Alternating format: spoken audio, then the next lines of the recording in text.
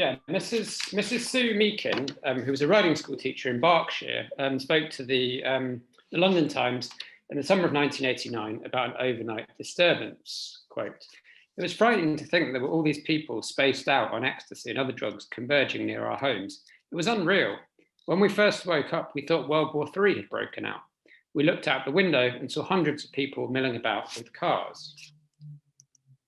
Tabloid newspapers reported the event, which would be one of the most famous and notorious of raves in the earliest years of this cultural phenomenon, in similarly incredulous tones, with headlines, which you can see here, such as Ecstasy Airport, dubbing it as Britain's biggest ever acid house party. The Sun described a, quote, secret drugs rave up of over 11,000 revelers in a hangar on a private airfield in the sleepy home counties. A second witness, who did not wish to be named, commented, quote, "We are talking about thousands of people coming along and trying to cram into this tiny place." So this paper then explores the spectacle of everybody in the place, to steal a line from Jeremy Deller and also The Prodigy, and what it meant for thousands of young people to party in novel, unusual, and frequently illegal spaces in the late 1980s and early 1990s. In doing so, it builds on what might be termed a spatial term in heritage projects about the early years of rave, such as the Acid Flashback project in Blackburn, the Lapsed Clubber Map in Manchester, or a project that I personally volunteered on, Sweet Harmony, which looked at raves in Pirate Radio and Waltham Forest, East London. But in paying particular attention to place, I also look at its entanglement with a new and powerful drug, ecstasy, and how this drug brought young people into unfamiliar territory, transformed existing venues, and how we might think about these intoxicating spaces. So in the brief time I have available, I'm going to think about space in three different ways: architecturally, geographically, and sort of theoretically, I suppose. Or to put it more simply, what spaces, in which places, and what does it all mean? So ecstasy arrived in Britain, according to most accounts, at some point in the early to mid 1980s. Use was initially limited to the fashionable few, although these trendsetters were initially unimpressed. So, for example, in 1986, the Face journalist, Star magazine, Peter Naismith quoted an anonymous member of London's Soho Clubland saying, quote, "Personally, I find it boring. I used to do it when it first came out a few years ago, but now I find cocaine a better buzz. And it's cheaper." So in a few years, however, ecstasy had taken off, partly perhaps due to the music it become most associated with. As author Sarah Champion put it, Chicago's house music and the drug ecstasy became a double act like fish and chips. So this pairing transformed the nightclubs in which they were present. Established London clubs such as Heaven, Camden Ballroom, and the Astoria became rowdier, less dressy, and perhaps even more egalitarian places, while a failing Manchester indie club, named after a quote by the situationist Ivan Chijkiev, became the hacienda of pop culture legend. But a psychoactive drug whose powerful effects typically lasted for 4 to 6 hours was a poor match for the restrictive licensing restrictions of the late 1980s in England, at least. So adherents of this new drug-fueled subculture were faced with a dilemma. If you're still high and wanting to party at 2 a.m. when the clubs are closing, where do you go? The answer to some extent was the blues and tube beans that have been staple illicit after-hours spots for reggae and dub parties for some years. But as the parties got bigger, enterprising individuals started looking for abandoned and disused spaces. So as Wayne Anthony details in his memoir, Class of '88, promoters ran, quote, pay parties in out-of-town places, such as disused warehouses, informing suspicious police that they were private parties or video shoots for prominent pop stars. These sites became ever more inventive and began to go deep into the home counties surrounding London. As Joshua Clover puts it, quote, ever more elaborate parties in borrowed and rented fields, the odd warehouse, or similarly vacant megastructures, such as the airfield hangar that I started this paper with. Locations were announced at the last minute via pirate radio and party hotlines, with a cat and mouse game being played between police and ravers. as promoters attempted to keep gatherings of several thousand young people secret until the very last minute. Partiers would travel to the location via convoy, often congregating at agreed meeting points at service stations off the M25, as documented by these, I think, pretty incredible Tony Davis photos.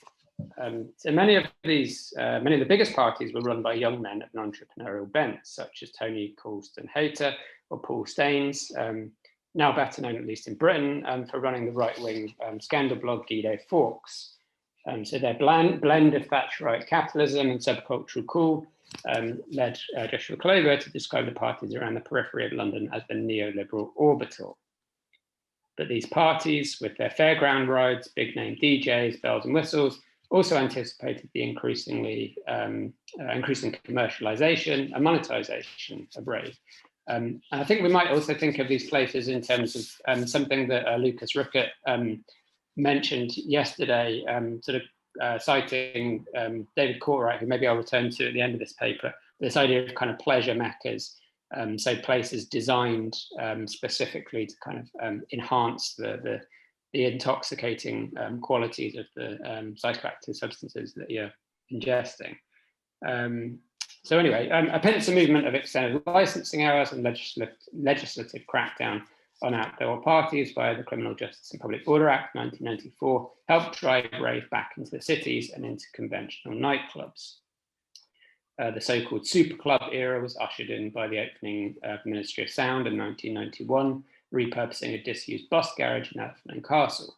And this was followed by Cream in Liverpool in 1992 and Gatecrasher in Sheffield in 1996, which was a converted factory space. It's now been demolished and it's student flats. And I guess this leads to another kind of thought that I've been having about these kind of spaces and how they're used and repurposed and used and repurposed. So the British, I guess, kind of cultural theorist or literary scholar Patrick Wright, in his book on living in an old country, kind of talks, I suppose, about how the former uses of places haunt their kind of current uses. So anyway, this commercial repurposing and exploitation of post-industrial spaces followed in the wake of early rave promoters outside London. Up to this point, I've been discussing space largely in an architectural sense, and I now want to move to the second part of my paper and talk about the geographical locations which rave and ecstasy opened up. While initially traditional nightlife hotspots such as London and Manchester, with a focus of media attention on rave, very quickly less expected towns and cities developed vibrant scenes. One of these was the post-industrial town of Blackburn, where weekly parties in former mills attracted thousands of young people, some busing over from Manchester after legal clubs had kicked people out at 2 a.m. So unlikely and unfashionable parts of the UK became destinations for young people, as they became notorious for a particular sound or just a guaranteed good time. Shelley's in Stoke-on-Trent, Checkpoint Charlie in Reading, The Orbit in Morley outside Leeds. Some raves would only mean something to local people, so Aphex Twin playing beach parties in Cornwall, or Gavin Watson's documentation of raves in Slough and High Wycombe. So what was a national phenomenon was also very specific to locale. Fanzines that document the scene's fashion, consumption and mores flourished, often poking fun at rival cities. As you can see, this picture from the Leeds-based Herb Garden demonstrates. So they're poking fun here at Manchester and Manchester United specifically. So Manchester-based drugs charity Lifeline also produced a city-specific harm reduction comic featuring a young raver named Peanut Pete, but also produced alternate versions for other towns and cities in the north of England.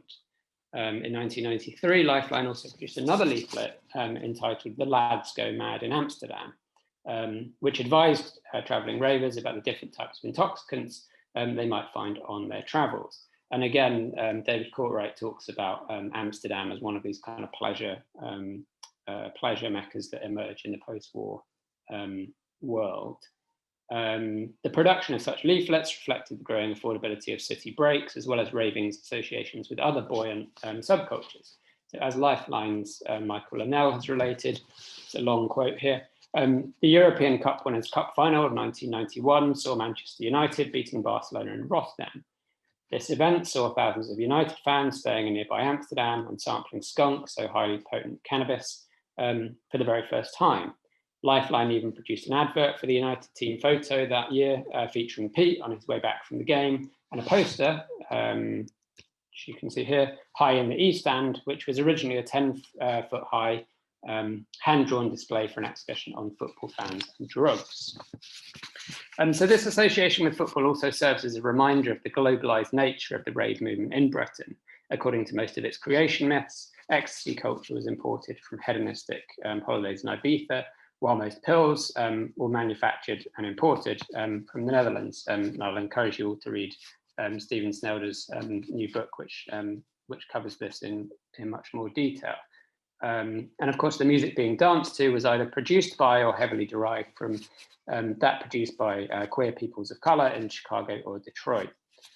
So this international aspect was also evident in some young people's response to the provisions of the 1994 Criminal Justice Act I mentioned earlier, which effectively eliminated the outdoor parties and mass raves of the previous years, such as the notorious Castle Morton Common Festival in 1992.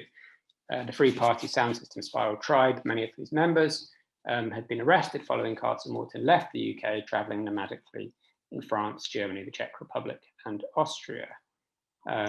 Photographer Vinka Peterson documented these journeys in her books No System and Future Fantasy, noting that her experience in these spaces and places provided her with, quote, close friends, a wider like-minded community, and lots of fun. Which leads to my third and final section. What does all this mean? What do these different places add up to?